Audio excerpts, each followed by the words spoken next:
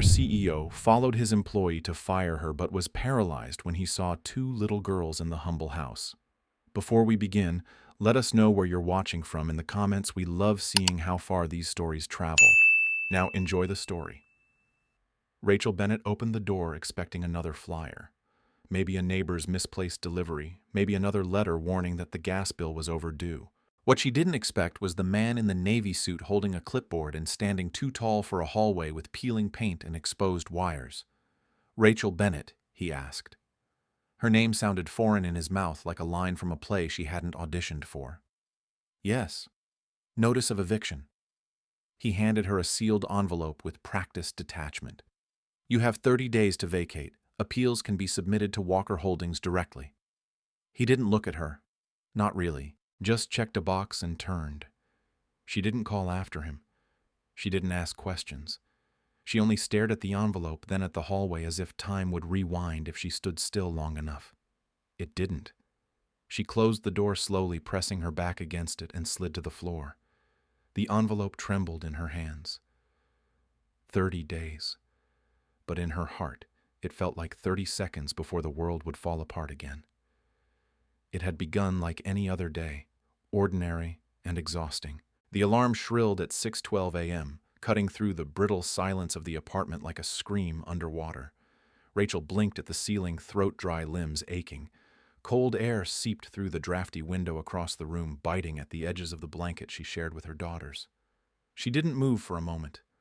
There was a fragile kind of beauty in that first light, the soft grayness, the hush before the chaos. Ava and Lily slept beside her on the mattress, their small bodies folded into each other like curled leaves.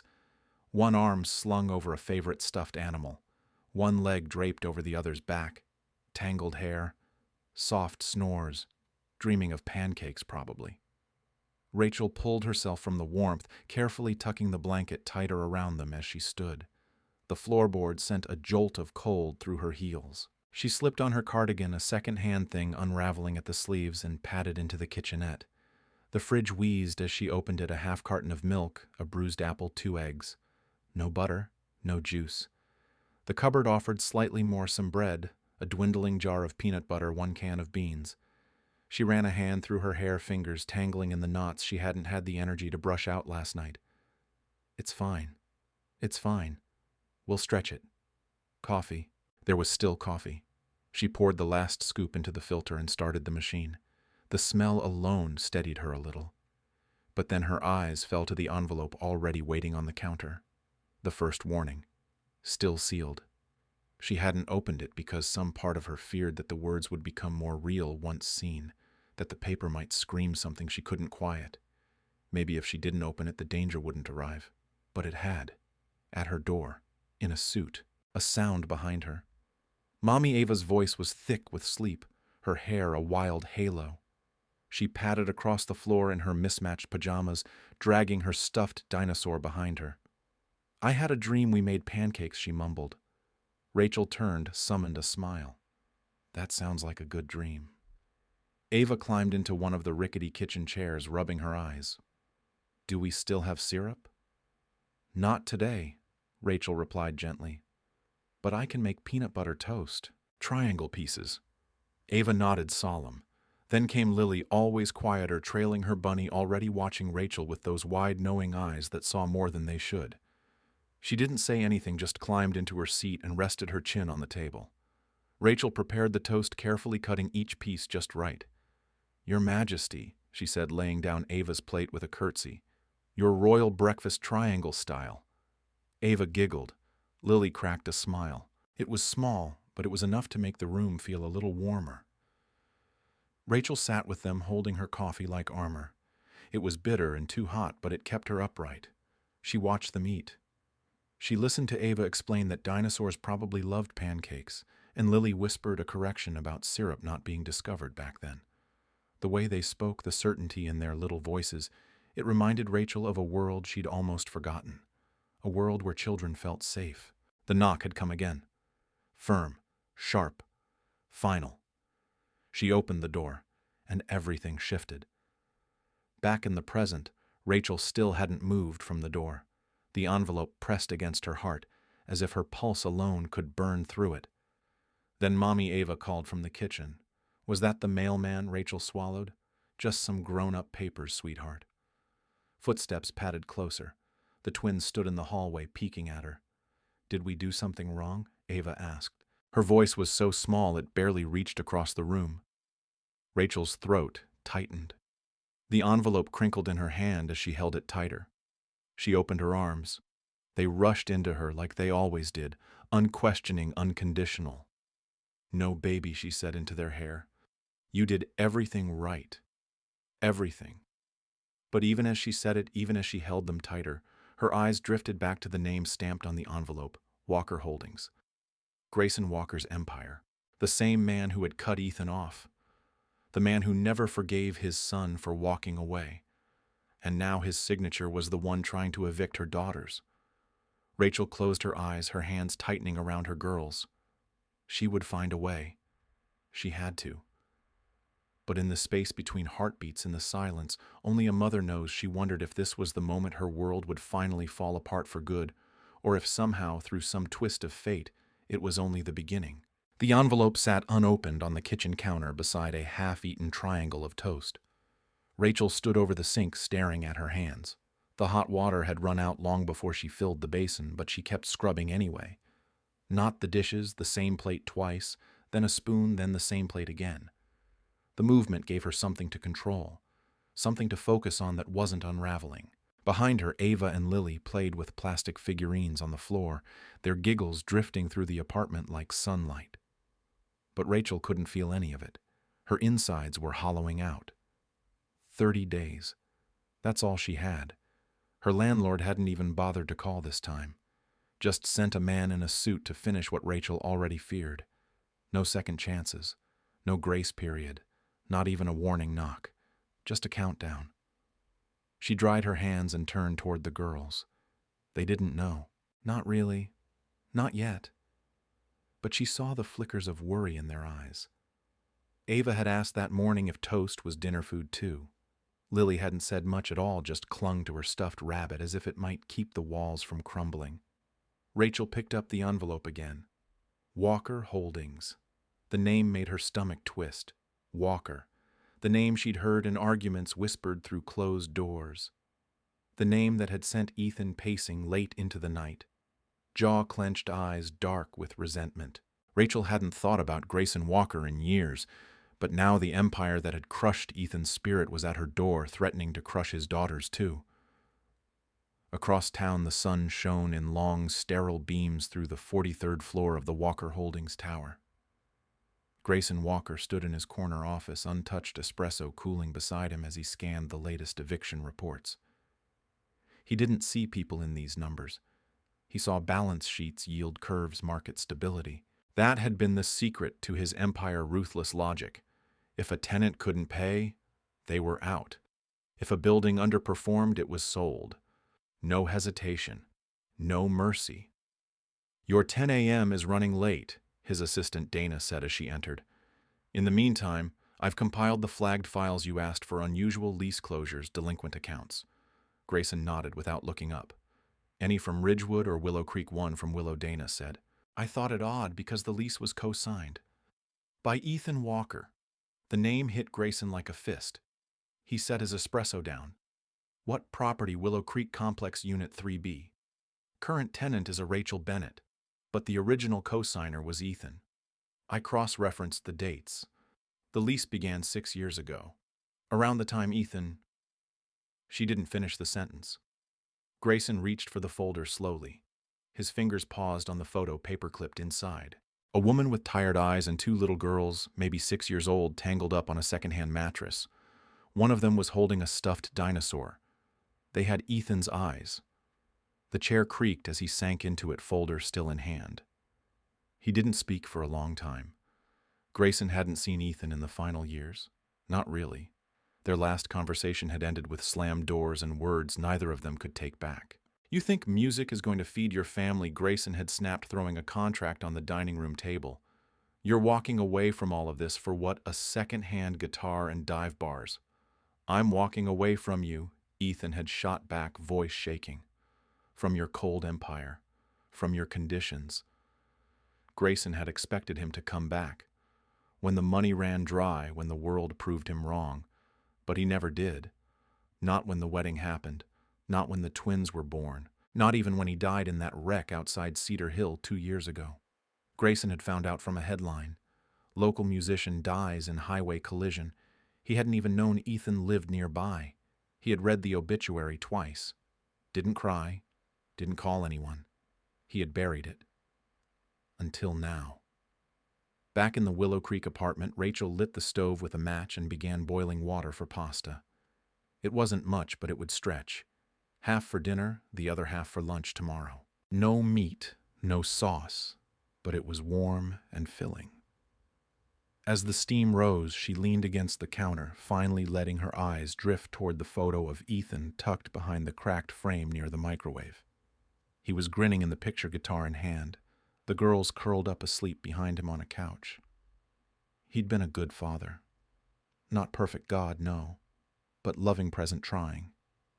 He gave everything he had. Every shift, every gig, every late night and weekend went to them. He never once talked to his father after the split, and now Grayson Walker, the man who disowned him, was the one trying to evict them. The absurdity of it made Rachel laugh, bitter and exhausted. The kind of laugh that made her eyes burn. Inside the Walker Holdings tower, Grayson still sat at his desk, the folder open in front of him. "Have legal put a hold on the eviction," he said finally. Dana blinked. "Excuse me, sir. 30-day notice or not. No further action on that account." Dana hesitated. "May I ask why?" Grayson stared out the window, voice quiet, but resolute. "Because if what I'm looking at is true, I'm evicting my granddaughters." He stood abruptly, buttoned his coat, and took the folder with him. "Cancel the rest of my day." "But sir, just do it." Moments later, his luxury sedan was pulling out of the underground garage, headed for a part of the city he had once scrubbed off his maps. The Willow Creek building looked worse in person. Grayson Walker stepped out of his luxury sedan and stared up at the cracked brick and crooked gutters as if they were speaking a foreign language. The security gate was bent, one hinge rusted through. A child's bicycle missing a wheel lay abandoned beside the stairs. Paint peeled from the handrails. This wasn't the world he built. This was the world he ignored. He hesitated for a full minute on the sidewalk, hands deep in his coat pockets, folder still clutched under one arm. He didn't know what he was doing here, what he would say, what right he had to say anything at all. The intercom crackled as he pressed the button labeled 3B. No answer. A neighbor let him in. The air inside the stairwell was musty and close. The sound of a baby crying echoed faintly from another floor. Grayson climbed carefully as if the steps might collapse under his polished shoes. Outside the third-floor apartment, he paused, took a breath, knocked twice. The door opened slowly, and there she was, Rachel. She looked exactly like the photo, only more real, more exhausted, more fire behind her eyes. Her arms were crossed, a dish towel over one shoulder, and in that moment she did not look surprised. "Grayson Walker," she said flatly. Not a question. A fact. A sentence. He blinked. "You know who I am. I know exactly who you are." She stepped back but didn't invite him in. "Took you long enough." Grayson's throat tightened. Why are you here?"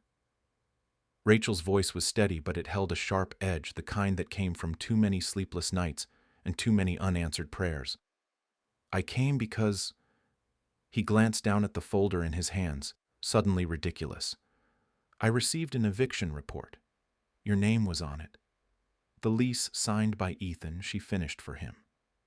"Your son, the one you disowned and forgot." Grayson flinched like he'd been slapped. Rachel stepped out into the hallway, closing the door softly behind her. "My daughters are sleeping," she said, "so if you're here to offer pity, spare me the trouble." "I didn't know," Grayson said, voice low. "I didn't know about them, about you, about Ethan having a family." "Of course you didn't," she snapped, folding her arms tighter. "He stopped calling when you stopped listening." He stared at her, but Rachel didn't flinch. "You cut him out of your life, Mr. Walker. You made your fortune, and when he chose love and music over your empire, you made him disappear.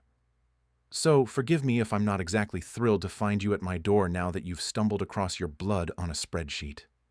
The hallway light flickered. Grayson let out a shaky breath. What happened to him? He asked quietly. To Ethan, Rachel's jaw tightened. For a moment, her gaze wavered, softened just enough to show the crack behind the armor. Car accident, she said. 2 years ago. He was coming home from a show. Rain-slicked highway drunk driver. Gone before they could even get him to the hospital. Silence wrapped around them. Grayson's hand trembled where it rested against the wall. And you've been raising them alone ever since. Rachel nodded once. Working 3 jobs, watching rent rise faster than paychecks, stretching canned beans and peanut butter across a week because I couldn't bear to see them go to bed hungry. Yes, alone. I'm sorry, Grayson said. And to his own ears, it sounded pitiful, inadequate. Rachel laughed, but it wasn't humor. It was pain with teeth. Your apology won't pay rent. It won't bring him back. And it won't fix what you broke. Behind them, the door creaked open. 2 small figures peered out, hair tousled, faces sleepy. Mommy Ava blinked up at them, clutching the stuffed dinosaur in one hand. Who's that? Grayson's breath caught in his throat, because he saw it clear as day. The shape of Ethan's nose in Ava's face. The way Lily held her bunny, exactly like Ethan once clutched his guitar as a child. The same eyes, the same shadows under them. Rachel turned, crouching beside her daughters. Her voice softened. Girls, this is... She hesitated. Grayson stepped forward, lowering himself slowly until he was eye level. My name is Grayson, he said gently. I knew your daddy. A long time ago. Lily tilted her head. Did you play music with him? No. Grayson said. I didn't understand music, but I wish I had. Ava stepped closer, peering at him with a mixture of curiosity and calm.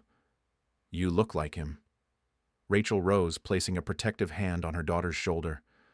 We should go back inside, she said, more to the girls than to Grayson. But Ava wasn't finished. Are you our grandpa? It wasn't a question built from understanding, just the simple raw logic of a child. Grayson looked at Rachel, asking permission without words. She hesitated, then gave the smallest nod. Yes, he said, voice catching. Yes, I am. Lily's face lit up like someone had flicked a switch. Ava smiled, her arms tightening around her dinosaur. I never had a grandpa before, she said. Do you like glitter? Grayson laughed before he could stop himself. I'm learning. Rachel stepped back, watching them. Something tightened in her throat. Not forgiveness, not trust, but maybe something beginning. She opened the door the rest of the way. Come in, she said softly. But this doesn't mean anything, Grayson. Not yet. He nodded once. I understand. Inside the apartment, everything was worn but clean. Toys were tucked into crates, drawings taped to the fridge. It smelled like boiled pasta and peanut butter. It smelled like love stretched thin but never broken. Grayson stood in the middle of it, unsure where to put his hands. Lily handed him a sticker from her collection. You can keep it. It was a glittery star. He pressed it to his lapel like it belonged. Grayson Walker sat stiffly on the edge of the worn sofa, a glittery star sticker still clinging to his lapel like a badge of some unfamiliar army. Across the room, Ava and Lily were curled on a threadbare rug, sorting through a pile of crayons and crumpled coloring pages. Their giggles bounced through the small apartment, unbothered by the tension that clung to the air between their mother and the man she never expected to see in her home. Rachel stood in the kitchen, arms crossed, leaning against the counter where the eviction notice still sat like a ticking clock. She hadn't said much since inviting him in. Her eyes followed him, guarded sharp, the way a lioness watches something that doesn't quite belong in her den. Grayson didn't know what to do with his hands, or his guilt. This place is... He began trying to find the right word. Small Rachel offered a wry edge in her voice. He nodded. Yes, but clean. You've made it a home, she finished. I had to. He looked toward the fridge where drawings of lopsided hearts and dinosaurs overlapped a calendar marked with unpaid utility bills. "I didn't know Ethan had children," he said softly. Rachel didn't answer right away. She poured herself a glass of water, then one for him before finally joining him on the sofa, but not too close. "He never talked about you," she said at last. "Not after the last phone call." Grayson winced. "He told me once," Rachel continued, voice low, "that he stopped waiting for you to reach out. That every birthday, every Christmas, he thought maybe. And then one day, he didn't anymore." Grayson looked at the floor. "I thought he'd come back on his own." Rachel stared at him, incredulous. "Why would he? After you threw him out, after you told him he'd be nothing without your money, your name?" "I thought I was protecting him from failure," Grayson said. "From delusion. The music, the idealism, it didn't make sense to me. But it made him happy," Rachel said, her voice cracking. "We didn't have much, but we had love. And he was a better man for walking away from your world." The silence that followed was thick with everything they hadn't said, with everything they'd both lost. From the floor, Ava called out, "Grandpa, do you want to color with us?" Grayson looked up, startled. Rachel watched him carefully as he hesitated, then got up, moving stiffly toward the girls, like a man walking onto uncertain ground. Ava handed him a crayon. "You can help me finish this one," she said, pointing to a drawing of a house with purple smoke coming out of its chimney. Grayson crouched beside her, folding his long frame to fit their small world. Lily slid over a blank sheet. "You can draw your house," she suggested. "Where do you live?" Grayson hesitated. "It's tall," he said finally. "Very shiny, made of glass." Ava looked up at him. "That doesn't sound cozy." "No," Grayson admitted, "it isn't." Rachel watched the scene unfold from the sofa. She didn't smile, but she didn't stop them either. She was trying to believe it was real, this man who had once abandoned his son, now sitting cross-legged on her floor, coloring in the roof of a crayon cottage with his granddaughters. It was surreal, and it terrified her. After a while, Grayson stood and returned to the sofa, knees popping from unfamiliar use. "They're remarkable," he said, still catching his breath. "They're Ethan's," Rachel replied simply. "And mine. Every inch of them." "I can't erase the past," Grayson said, "but I'd like to be part of their lives, if you'll let me." Rachel exhaled, slow and cautious. "What does that even mean? A visit now and then? A few gifts?" "No," he said. "More than that. I want to help you practically. A job. Better housing. Whatever you need. I'm not a charity case." "It wouldn't be charity," he said. "It would be a start." Rachel stood pacing to the kitchen and back. "You don't get to fix things with money." "I know that," he said, rising to meet her eye. "But I also know what it's like to have none. Ethan never told me what you were going through. Maybe because he was proud. Maybe because he knew I wouldn't listen." "You wouldn't have," Rachel said. Grayson didn't argue.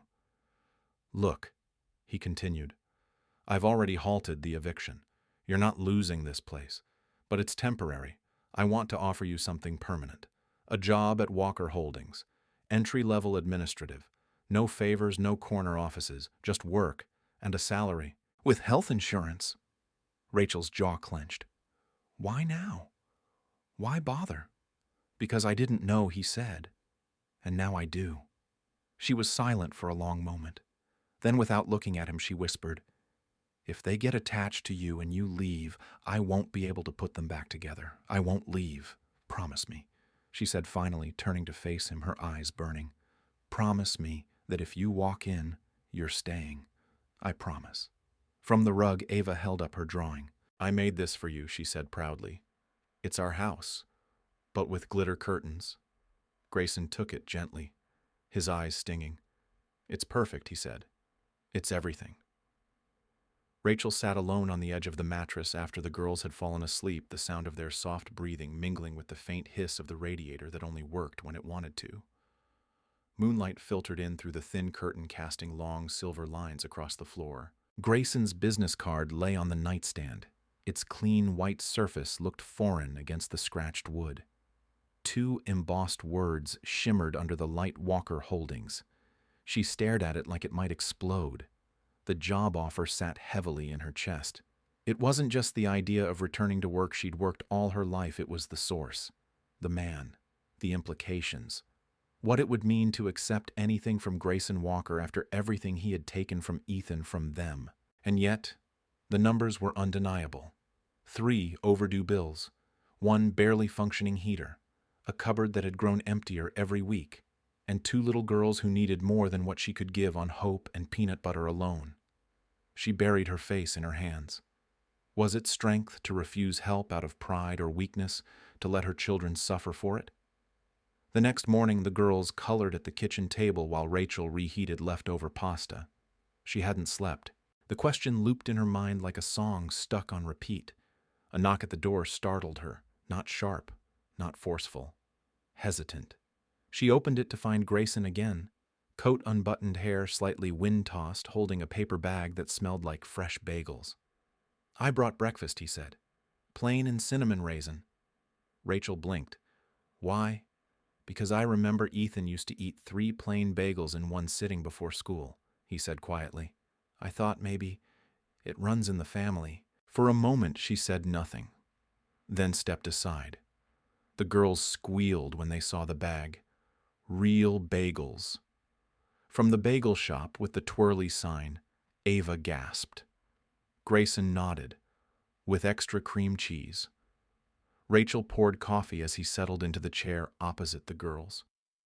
He didn't speak much, just listened, asked questions about their drawings. Let Lily show him a glitter sticker collection. Let Ava tell him in great detail about the school hamster. Rachel watched it all, every word, every moment. The way he sat a little straighter when Lily leaned her head against his arm, the way his eyes lit up when Ava made him laugh. She saw effort, real effort. When the girls scampered off to get their music box, Rachel placed a cup of coffee in front of him and finally said, "They like you." Grayson looked at her surprised. "I like them." Rachel stared into her own cup. "I've never had a job offer that came with cinnamon raisin bagels." Grayson smiled faintly. "I'm trying a softer strategy. It's manipulative. It's honest." Rachel set her cup down. "You really think I can work in your company? That I belong in your world?" "I think the world I built was too small to begin with," Grayson replied. "You're sharp, resourceful, unflinching. You've kept this family going through a storm I couldn't have survived." She folded her arms, torn between offense and unexpected validation. "And what happens when I don't live up to your expectations?" she asked. "When I miss a deadline or take off early because Lily has a fever or Ava forgets her lunch, then you'll do what every working parent does," Grayson said. "You'll adjust, and so will we. Because I'm not offering this job out of pity. I'm offering it because I believe you're capable, and because they deserve a mother who has a chance to breathe." His words landed somewhere between her heart and her throat. Rachel looked away. "And housing. There's a 2-bedroom in a safe neighborhood. Family-oriented building. Walker Holdings owns it. Rent adjusted to your salary. You make it sound simple. It is, but not easy." Rachel swallowed. "And you? What do you get out of this?" Grayson didn't answer immediately. "I get to know them," he said finally. "To be what I wasn't for Ethan. That's not a transaction, it's something I have to earn." Rachel rose from the table and walked to the window. The street below was gray and cracked the wind, bending a "for rent" sign on a neighboring building. She had survived so long in the dark she'd nearly forgotten what light looked like. And now here it was, wrapped in a job offer and a bag of bagels staring her in the face. She turned back to him. "I'll do it," she said. "I'll take the job." Grayson exhaled as if he'd been holding his breath. But Rachel added, "This isn't forgiveness. This isn't family. Not yet. I understand. This is for them, not for you." His gaze dropped to the table. "That's more than I deserve." She moved to the hallway, calling for the girls. "Ava, Lily, get dressed. We're going to visit Mommy's new office today." Their cheers echoed down the hall. Grayson stood to leave, setting the empty coffee cup gently in the sink before grabbing his coat. As he reached the door, Rachel stopped him. "One more thing," she said. He turned. If you ever hurt them, if you ever walk away again, I'll burn every bridge between us so thoroughly you'll forget you ever knew our names." Grayson nodded slowly. "I won't walk away. We'll see." She shut the door behind him, and for the first time in what felt like forever, turned toward the future instead of the past. Rachel adjusted the collar of her blouse for the third time before stepping through the revolving glass doors of Walker Holdings. The building was an ocean of reflective surfaces, glass, steel, polished stone. She caught her own nervous reflection in every one of them. Her outfit, carefully selected from the most professional pieces she owned, suddenly felt too plain. Her shoes pinched. Her palms were sweating. She felt like an imposter in a world that had never been meant for her. "Good morning," the receptionist said as Rachel approached the front desk. Her nameplate read, "Carmen." She smiled politely, clearly trained to greet strangers with grace and zero familiarity. "Rachel Bennett," Rachel said. "Today's my first day." Carmen checked the screen, nodded, and handed her a visitor badge. "You'll be reporting to Human Resources on the 12th floor, just past the elevators to your right." Rachel offered a tight smile. "Thanks." In the mirrored elevator, she stood between a man in a three-piece suit, texting furiously, and a woman wearing designer heels and perfume that smelled like money. No one spoke. The numbers glowed upward. Rachel felt her breath growing shallower with each floor. When the doors opened, she stepped out and was immediately greeted by a woman in a cobalt blazer. "Ms. Bennett, I'm Elena, HR manager. Welcome to Walker Holdings."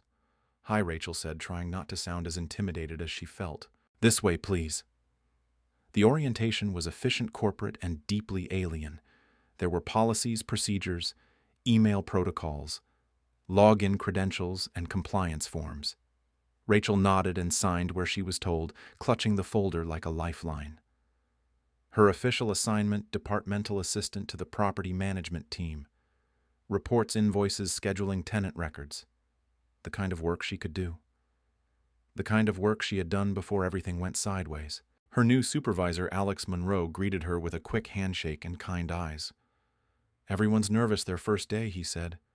"But you're going to be just fine. We need someone who pays attention to the details." Rachel managed a small, grateful smile. "I'm good with details." By mid-morning, she had a desk, not near the windows, not in a private office, but a real desk, with drawers, a phone, a monitor that worked, a nameplate that hadn't been printed yet but was promised. It felt like something. Not everything, but a start. Grayson didn't appear until nearly noon. She caught a glimpse of him through a glass conference room wall, tall, composed, surrounded by people in suits, scribbling notes and nodding like their lives depended on it. He didn't look at her, and she was strangely relieved. She hadn't decided yet what his presence meant. She'd accepted the job, accepted the help, but her heart still wore armor. Alex walked her through the afternoon routine, showing her how to flag contracts and log maintenance calls. "Smart system," she said, genuinely impressed. He chuckled. "Grayson Walker doesn't do anything halfway. If he could automate lunch breaks, he would." Rachel laughed for the first time that day. Later, she handled her first actual file, a minor dispute between a landlord and a tenant over plumbing. She noticed the discrepancy in the timeline immediately and drafted a note for the records. Alex reviewed it and raised an eyebrow. "Nice catch. You've got an eye for this." Rachel felt something small flicker inside her. Not pride, not yet, but maybe permission to hope. When 5 o'clock rolled around, she packed up her folder and made her way back through the lobby, her head buzzing from information overload.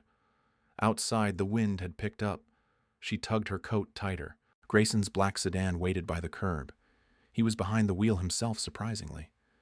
She hesitated, then opened the door and slid in. "Good day," he asked, eyes on the road as they pulled into traffic. "Long," Rachel replied. "Strange, but good." He nodded. "They gave me a desk," she added after a pause, "with drawers." He allowed himself the faintest smile. "You earned it." They didn't speak for a while. "Thank you," she said at last, "for the opportunity." "You don't owe me gratitude, Rachel. I owed Ethan more than I can ever repay. I'm just trying to start somewhere." She didn't answer, but she didn't look away either. When they pulled up in front of the apartment, Ava and Lily were already waiting by the window, pressed against the glass. Rachel's heart lifted at the sight. The girls burst out the front door as soon as she stepped onto the sidewalk. Mommy, Lily shouted. "Did you work in a tower?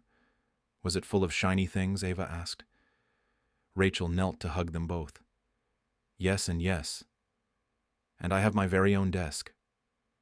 Their squeals were enough to erase the ache in her feet. Grayson watched them from the car, quiet. Lily ran over to his window and knocked. He rolled it down, uncertain. She held up a drawing, crayons and hearts. "I made this for your office," she said, "so it's not too shiny." Grayson took the paper with careful hands. "Thank you. You need tape." "I'll get some," he promised. That night, after the girls were asleep, Rachel sat on the mattress staring at her old purse on the floor. Inside was the card from a food pantry she hadn't needed this week, a bus transfer she hadn't used, and a receipt for the good coffee she'd bought that morning, not the cheap kind.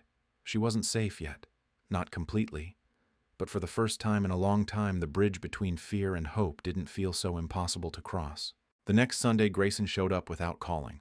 Rachel nearly turned him away. She had just finished scrubbing the bathroom sink. Ava and Lily were knee-deep in paper dolls, and dinner was still just an idea. She opened the door with a towel slung over one shoulder, her expression unreadable. "You're early," she said. "I brought board games," Grayson replied, lifting a paper bag, "and strawberry muffins." Rachel arched an eyebrow. "Trying to win Grandpa of the Year?" He didn't smile. "Just trying." She hesitated, then stepped aside. Ava and Lily ran to him like it was the most natural thing in the world. Grayson knelt with surprising ease, letting Lily tug him toward the coffee table where dolls and puzzle pieces were already scattered. Rachel watched from the kitchen, arms crossed, pretending to clean while her eyes tracked every movement. He was trying. That was the unsettling part. He wasn't just showing up with toys and food. He was listening, learning their routines, remembering which mug Lily liked her cocoa in and which bedtime story Ava insisted on hearing twice. He didn't rush. He didn't dominate the room. He just stayed. And Rachel didn't know what to do with that. Later, after the girls had fallen asleep mid-game, tangled in a blanket on the floor, Rachel offered Grayson a cup of tea. They sat on the couch in silence for a long while. "I've never done this before," he said. "What tea?" His lips curved slightly. "Family." Rachel studied him, uncertain whether to laugh or sigh. "You built an empire, Grayson," she said. "You had a son, a wife." He stared into his cup. "I had a business and a household. I never learned how to be in a room. I only knew how to run it." She didn't speak. Outside, the wind whispered against the window. Inside, the only sound was the low hum of the refrigerator. "I missed everything with Ethan," he said quietly. "The first time he rode a bike, his first guitar recital. Even the day he left for college, I was on a flight to Tokyo." Rachel set her cup down. "Then why now?" He looked at her, and in his eyes, she saw something that made her throat tighten. "Because the first time I saw Ava smile," he said, "I realized what I never gave him. And I thought, maybe I still have time to give it to them." Rachel folded her arms. "They don't need fixing," she said. "They're not broken." "I know," he replied. "But maybe I am." That admission hung in the air like mist, soft, unexpected. Rachel rose and began gathering the sleeping girls in her arms, careful not to wake them. As she tucked them into bed, Ava stirred slightly and whispered, "Did Grandpa leave yet?" "No, sweetheart," Rachel said gently. "He's still here." Ava smiled, eyes still closed. "Good." Rachel stood there a moment, watching them breathe before returning to the living room. Grayson was still on the couch coat, folded over his lap. "You can stay a bit longer," she said quietly. "Just sit. Don't talk." He nodded. They sat together in silence, two people who once lived on opposite sides of a wound, now sharing the same worn couch, the same breathless space where forgiveness still hadn't arrived. But the door had opened a crack, and in that quiet, Rachel found herself asking a question she hadn't dared before. What if he means it this time? The lake house wasn't what Rachel expected. When Grayson had mentioned it in passing, just a small place outside the city, she'd envisioned something sterile. All granite countertops, floor-to-ceiling windows, and a wine fridge no one used. But what she found instead as the car pulled off the gravel road and the trees opened to reveal the house was warmth. It was modest by billionaire standards: cedar shingles, weathered soft gray, a wide porch with a rocking chair, a sloped roof just begging for snowfall. Wildflowers spilled over the edge of the stone path. The lake glittered just beyond the tree line, calm and unassuming. Mommy Ava whispered as she pressed her face to the window, "This looks like the house from our fairy book." Lily nodded, only more real. Rachel didn't answer. She was still trying to process that Grayson Walker, former titan of glass towers, had purchased something so human.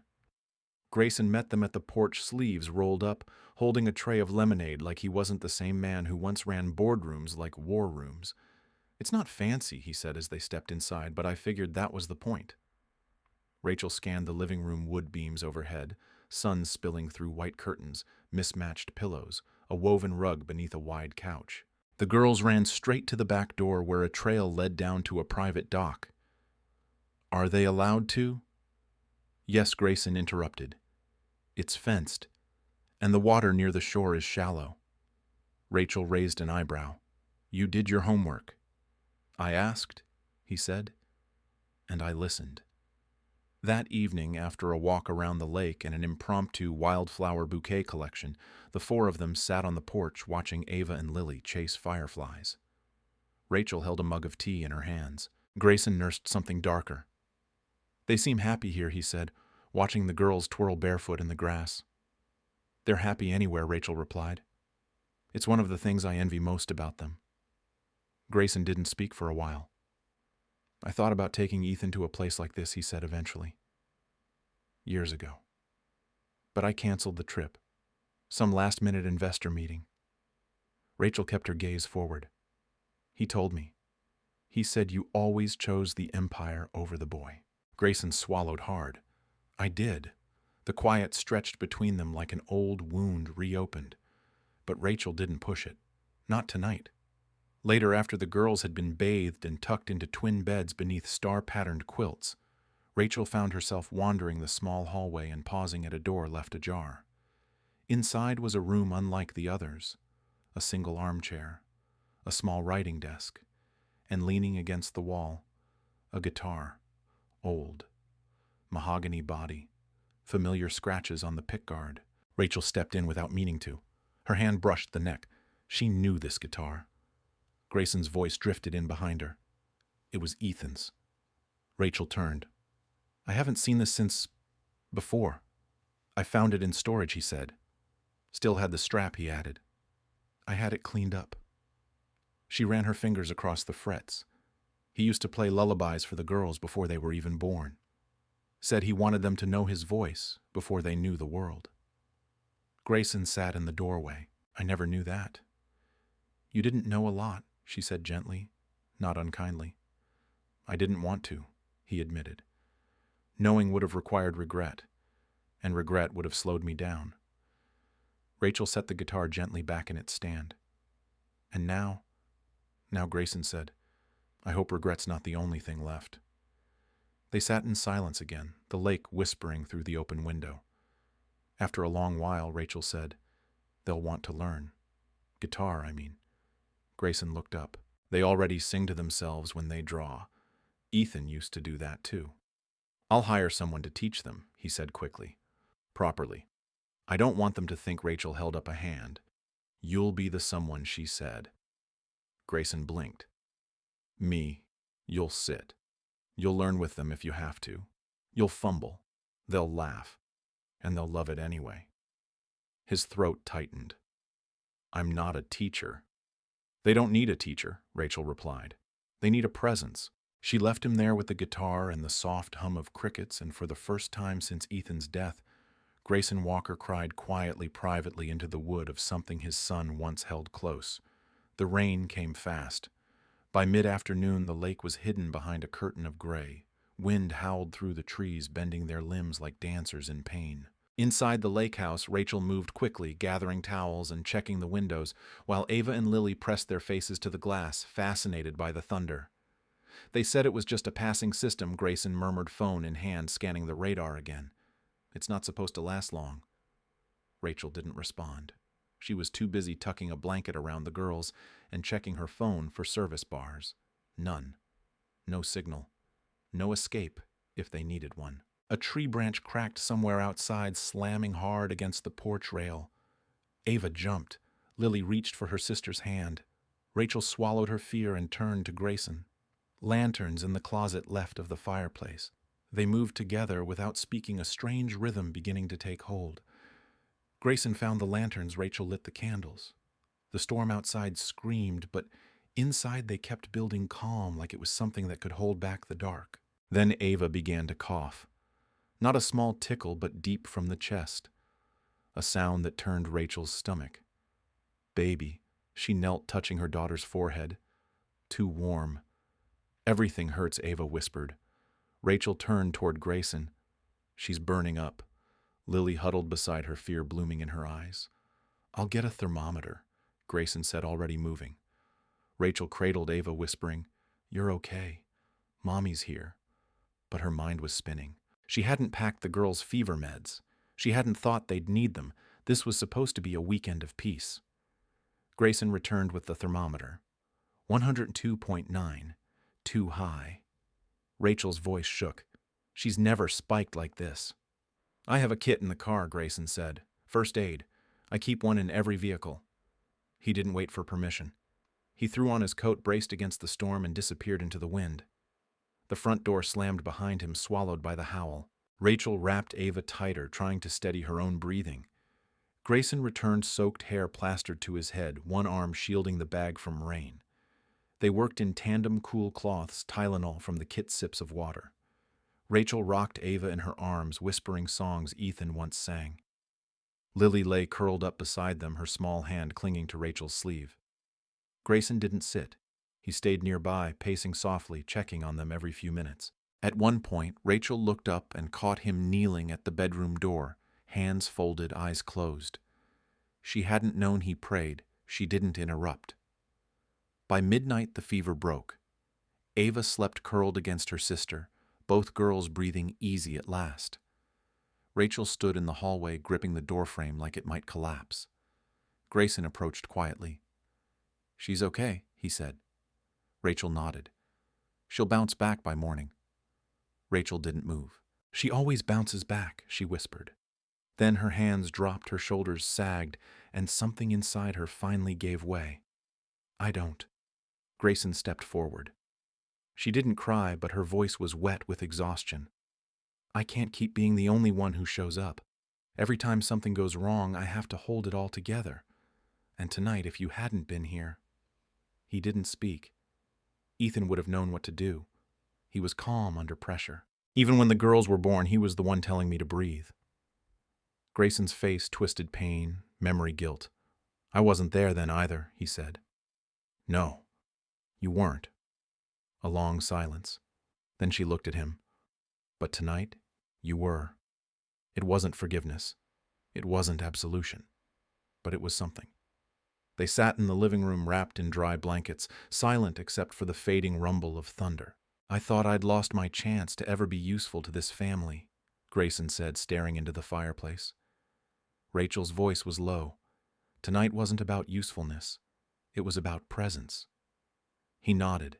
She turned to him, exhaustion softening her tone.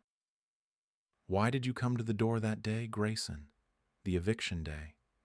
He didn't answer right away. Then I saw Ethan's name on the lease paperwork, and I knew. If I walked away again, I'd never be able to look at myself in the mirror. Rachel folded her hands. You still might get everything wrong.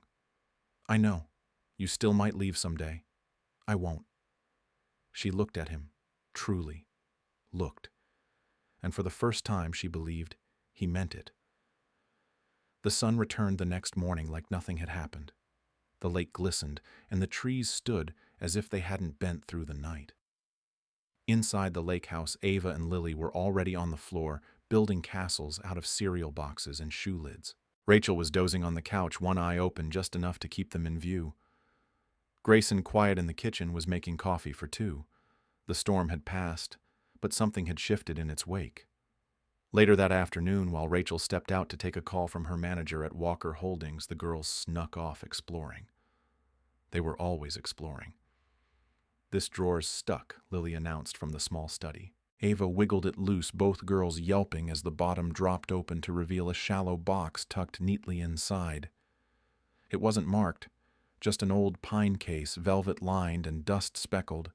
Inside lay a violin. The wood glowed with age and care. A small cloth note lay folded beneath the bow. Lily picked it up. "Property of Ethan Walker," Daddy's Ava whispered. This was Daddy's. Lily touched the strings gently. Why didn't Mommy show us this before they looked at each other, and for once neither had an answer. Grayson found them minutes later, crouched on the rug, the violin open between them. His steps faltered. They looked up. "Is this really his?" Ava asked. Grayson nodded slowly. "Yes. He played it all the time, even when he was little." "Why is it here?" Grayson knelt. "Because I didn't know what to do with it after he was gone." He picked up the violin, held it by the neck like something sacred. He was always more music than words. When we argued, he didn't yell. He'd just play. Angry sometimes. Other times so quiet I could barely hear him. "Did you like his music?" Lily asked. Grayson's voice caught. "I didn't listen enough." Rachel returned to find them there. Grayson seated on the floor, girls leaning against him, the violin resting between them like an heirloom passed hand to hand. Something in her chest tightened. She'd expected questions eventually. About Ethan, about family. But she hadn't expected this moment so gentle, so sudden. "They found it?" she asked quietly. Grayson looked up. It called to them. Rachel sat beside him. He played until the night before the accident. Grayson didn't speak. He said it helped him think. Rachel continued. "He played when I was in labor. He played when the girls cried. He said the sound reminded him not to be afraid." The girls were quiet, listening. "Can I learn?" Ava asked. "Me too," Lily chimed in. Rachel met Grayson's gaze. He nodded. "You can." That evening, Rachel found herself alone on the porch watching the last gold of the day bleed into the lake. Grayson joined her, the violin in his hands. "I used to think legacy was buildings," he said. "Contracts, shares." He looked down at the delicate wood. "But maybe it's this. One man's music. And the hands it passes to." Rachel sipped her tea. "They don't just carry his blood," she said. "They carry his song." And for once, Grayson didn't reply. He simply sat beside her, letting the silence stretch long and full between them, the violin cradled across his knees like the answer to a question he'd spent his whole life too afraid to ask. The apartment smelled of vanilla frosting and fabric glue. Ava and Lily had woken at dawn too excited to sleep, and had spent the morning cutting shapes out of construction paper with blunt scissors, decorating the walls with heart stars and hand-drawn daisies. 7, Lily announced, holding up the number on her fingers. "That's how old we are today. And that's how many pancakes I want." 7 each, Rachel asked from the stove. No, Ava giggled, one giant pancake with a 7 on top. Rachel flipped the batter, smiling to herself. She hadn't thought they'd make it here, this place, this version of stability where birthdays could be celebrated without fear that the power might go out, or the fridge might be empty. But they had. Grayson had already arrived early as usual. He now sat at the table, helping Lily untangle a length of curling ribbon with the same precision he once applied to financial reports. His suit was replaced by a soft sweater and slacks, his hair as always impeccably combed, though today there was a single sticker on his shoulder. "Grandpa, are you coming to our violin class next week?" Ava asked. "I wouldn't miss it," Grayson said, handing her a napkin shaped like a swan. Rachel watched them quietly, her hands still busy at the stove, but her mind elsewhere. Before the girls had woken, she'd opened the small wooden box she kept tucked beneath her bed. Inside were old photographs, birthday cards Ethan had made by hand, and one crumpled letter he'd started but never finished. "If I'm not there, tell them music means more than sound. It's where the heart hides when the world is too loud." She didn't cry. Not this time. Instead, she tucked the letter back in and closed the box, and moved forward. The celebration was small, just the four of them. No party hats, no crowd. Just music, laughter, pancakes, and the kind of quiet joy Rachel never used to believe in. The girls danced around the living room while Grayson set two wrapped gifts on the table, one for each girl. Simple boxes, brown craft paper tied with lavender string. Rachel arched a brow. "You didn't need to." "I didn't," he said. They did. Inside were small violin-shaped lockets with space for a photo inside. One side already held a tiny print of Ethan smiling with a daisy tucked behind his ear. The girls gasped, then hugged Grayson with so much force he nearly dropped his coffee. Rachel stepped back, giving them space, but her chest swelled in a way she hadn't expected. Later that afternoon, after cake and violin practice and a short nap curled in twin piles on the couch, Grayson pulled Rachel aside. "I have something for you, too." She blinked. "It's not my birthday. I know, but it's been a year since that notice showed up at your door. And I wanted to mark it." He handed her a thin rectangular box. Inside was a glass shadow box. 4 pressed flowers bloomed against a linen background, one for each season since they'd met. Winter a snowdrop, spring a daisy, summer a wild rose, fall a faded violet. Beneath them, etched in the wood, were words Rachel recognized instantly. "You showed up. That changed everything." She looked at him. "I didn't say that out loud." "No," he said softly, "but you didn't need to." That night, after the girls were tucked in and the dishes were done, Rachel stood on the balcony, the shadow box clutched to her chest. Grayson stood beside her. "You don't owe us anything," she said quietly. "Not gifts, not shadow boxes, not violin lessons." "I know, but you give them anyway." He nodded. She turned to him, then not as Ethan's widow, not as a woman guarding her heart, but as someone beginning to believe that healing didn't mean forgetting. Why, he looked her in the eye. "Because I missed my son's life. I won't miss theirs." Rachel exhaled slowly, then whispered the words neither of them thought they'd hear again. "Then stay." Rachel smoothed the front of her navy blouse as the elevator doors opened onto the 15th floor of Walker Holdings. It still felt surreal. 2 years ago, she'd stood in this very building with an eviction notice in her purse and desperation in her throat. Now she returned not as a temp, not as an assistant, but as assistant property manager. Her name on the office door, her photo on the employee board, her opinion finally heard in meetings. The marble floors didn't intimidate her anymore, but the imposter syndrome still crept in when the office got too quiet.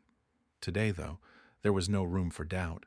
The quarterly housing compliance audit was underway, and Rachel was fielding updates from 3 sites, 2 contractors, and 1 very overwhelmed intern. "I'll have the Ridgeway report on your desk by 3, she promised Daniel as she passed him in the hallway. "Take your time," he replied, amused. "You've been on fire since Tuesday. Let's not jinx it." Back at her desk, she opened the latest file from Eastgate Apartments.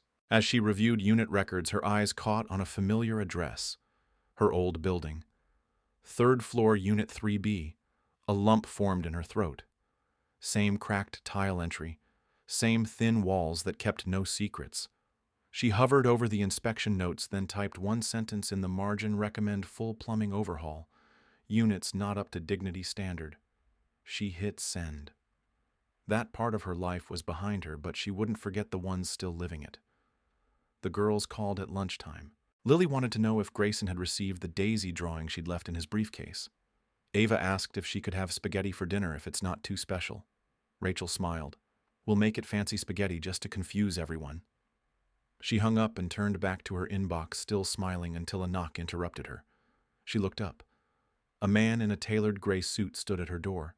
His hair was slicked back, his posture coiled tight like a spring dressed in silk. "Can I help you?" Rachel asked. "I'm looking for Grayson Walker," the man replied crisply. "He's late for the board session." "I think he had a conflict this morning," Rachel said, standing. "Would you like me to check?" But the man's eyes narrowed. "You're Rachel, aren't you?" She blinked. "Yes. Have we met?" He didn't offer a hand. "Elliot Harrison, Chief Counsel for Walker Holdings. I've heard plenty." Something shifted in the air. "I didn't realize legal was in town," Rachel replied. keeping her tone neutral. "We weren't supposed to be," Elliot said.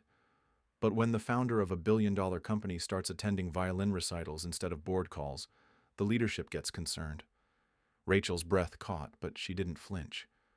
"If you have questions about Grayson's priorities," she said evenly, "you should ask him." "Oh, I intend to." He turned sharply, but not before tossing one final glance over his shoulder. "I hope you know what you're doing, Ms. Carter. Some legacies aren't built to be shared." The elevator closed behind him. Rachel sat down slowly. She should have felt angry, but instead she felt something colder. Fear. That evening, Grayson walked into her apartment with the girl's favorite cupcakes and a flower tucked into his blazer pocket. "Violet season," he announced, placing the bloom in a vase.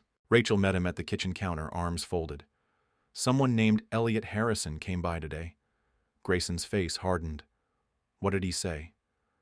"That he was concerned about your time. That he'd heard plenty. I'll deal with him." "Grayson." He turned to her. "No. You listen. I've dealt with men like Elliot my entire life, men who confuse loyalty with leverage and think love makes you weak." His voice softened. "They're wrong. They were always wrong. And if my board wants to put me on trial for showing up to my granddaughter's school recital, then let them." Rachel looked at him. "Are you sure?" she asked. He stepped closer. "I missed 30 years with Ethan. I won't miss 30 seconds with them." Rachel didn't answer right away. Then she reached for his hand, and for the first time she held it, tightly. The rain returned with no warning, just a sudden gray curtain over the windows and a steady hush on the roof. It had been warm all morning, almost like spring was trying to break through, but by mid-afternoon the light had dimmed, and the apartment felt like it was holding its breath. Rachel stirred the soup on the stove, but her hand trembled. Grayson noticed first. "You all right?" She blinked slow, just tired. But when she leaned against the counter, her knees buckled slightly. Grayson was beside her in an instant. "You're burning up," he said, pressing a hand to her forehead. "I'm fine," she murmured, but the words slurred on the edges. Then she swayed again, and he caught her before she hit the floor. Rachel barely remembered being carried to bed. She remembered the twins' worried faces. She remembered a cold cloth against her skin, the dim sound of Grayson's voice, calm and steady, telling her to breathe. She slipped in and out of sleep. In one feverish moment, she called out for Ethan. In another, she whispered, "Don't go." She didn't know who she meant. Grayson never left the room. By morning, the fever hadn't broken. The pediatric thermometer barely fit between her lips, but Grayson made do. He'd found one in the cabinet from the girl's baby days. It beeped nervously, still high. He called the on-call nurse, took notes, made her drink water. The girls tiptoed in and out, whispering to each other like she was made of glass. "I think she needs daisies," Ava said seriously. "She always smiles when we bring her flowers," Lily agreed. "But it's raining." Ava grabbed her coat anyway. 10 minutes later, Grayson turned from the kitchen to find the front door open and a trail of wet footprints leading into the hall. He found Ava on the apartment steps, shivering, a soggy handful of crushed daisies clenched in one hand. "I needed them to be real," she said. "Not the store kind." Grayson didn't yell. He simply wrapped her in his coat and carried her back inside. Rachel woke in the late afternoon, her throat dry and her limbs too heavy to move. But she heard something soft giggles and the clumsy scrape of a chair leg. Then a voice, "Okay, careful with the petals." She turned her head. At the kitchen table, Ava and Lily were assembling a paper vase out of construction scraps. Inside it, the soggy daisies trimmed, tied with string, and tucked gently in place like a bouquet of hope. Grayson sat beside them, his sleeves rolled up hair mussed, guiding Lily's scissors with infinite patience. Rachel didn't say a word. She just watched, and felt something unfamiliar rush in, not gratitude, not relief, something deeper, safety. Later, when her fever dipped enough for her to sit up, Grayson brought her tea and a piece of dry toast. The girls sat on either side of the bed, holding her hands. "These are from Ava," Lily whispered, placing the bouquet on the nightstand. "She ran through the rain." "I told her not to," Grayson said gently, "but she said you needed something real." Rachel looked at her daughter's flushed cheeks, then at the limp daisies, and something inside her cracked wide open. "They're perfect," she whispered. "Absolutely perfect." That night, Grayson stayed late again. He helped the girls brush their teeth, tucked them in, even read from the storybook Rachel usually used. Then he pulled up a chair beside her bed. "I'll leave if you want," he offered.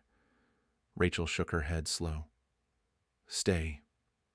Grayson folded his hands. "She called me Ethan," he said quietly.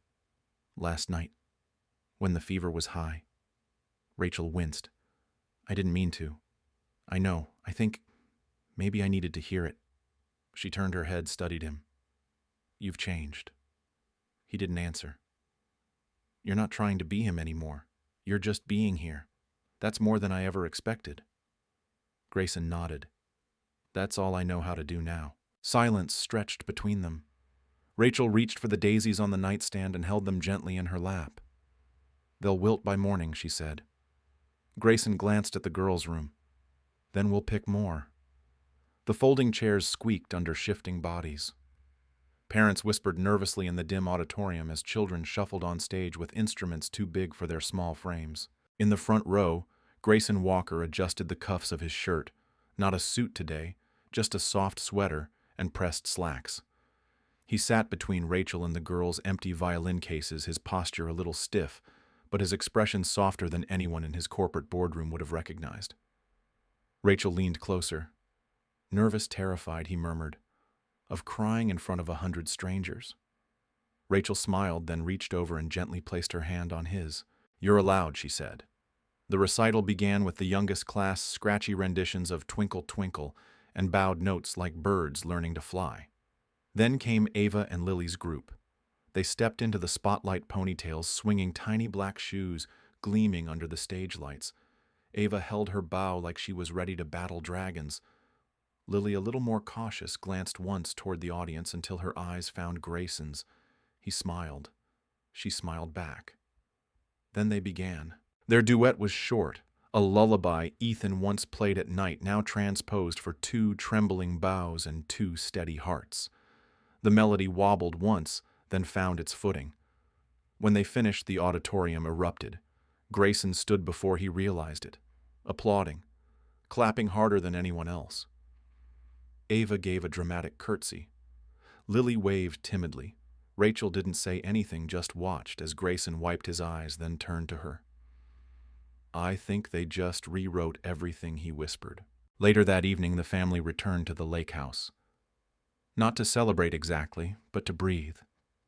The girls fell asleep quickly, still dressed in their recital clothes, curled up together on the couch beneath a blanket Rachel's mother had made years ago. Their violins rested in open cases nearby bows placed with a care they'd once reserved for stuffed animals. Rachel and Grayson sat outside, coffee mugs in hand. The lake shimmered under the moon. "She would have loved today," Rachel said quietly. Rachel nodded. "He used to say, music was how you spoke when the words couldn't keep up." Grayson's gaze stayed on the water. "Then they spoke to everyone today." He stood a moment later and returned with a small wooden box. "What's this?" Rachel asked. "I've been holding on to it. I wasn't sure when, or if I should." Inside was a leather-bound folder, documents, letters, plans. One sheet bore an embossed seal. "The Walker Matthews Foundation," Rachel read. "For arts programs," Grayson said. "Music scholarships, school funding. In Ethan's name." Rachel stared at it, her throat tightening. "And this," he added, handing her a thinner envelope, "is for you." Inside was a simple typed letter from the company's board, formally offering her the title of Director of Tenant Affairs and Community Initiatives. Rachel blinked. "This is your voice," Grayson said. "You've earned every syllable of it." She couldn't speak, just nodded. The next morning before the girls woke, Grayson drove them all to the cemetery. There was no fanfare, no speeches, just a quiet moment under a sky that hadn't decided whether to rain or shine. The girls each brought something: a daisy, a violin charm, a drawing of their family. Rachel brought a folded letter Ethan's completed in her handwriting. She tucked it beneath the stone. Grayson stood silently for a long time, then finally spoke. "You'd be proud, son," he said. "They're everything you were, only braver."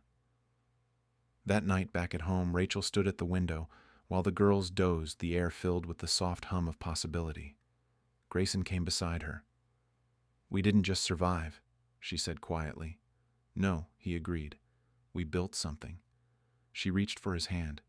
"And it's beautiful.